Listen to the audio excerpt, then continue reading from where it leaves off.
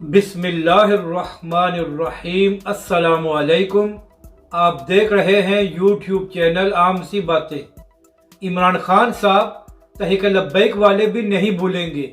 इस वीडियो में हम इसी के मुतालिक बात करेंगे।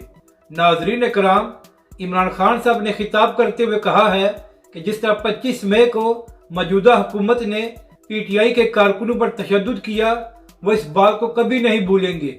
तो इमरान खान साहब, अर्ज ये करनी है कि आपके लोगों पर सिर्फ लाठी चार्ज और आंसू गैस की शेलिंग की गई है, लेकिन जब आप खुद वजीर आजम थे तो आपकी हुकूमत में तहरीक लब्बैक पाकिस्तान के कारकुनों पर सीधी गोलियां चलाई गई, जिसकी वजह से तहरीक लब्बैक पाकिस्तान के 40 से ज्यादा कारकुन शहीद हुए और इसके अलावा पाकिस्तान की तारीख की बदतरीन शैली की गई, जिसकी वजह से TLP के सैकड़ों कारकुन जख्मी हुए।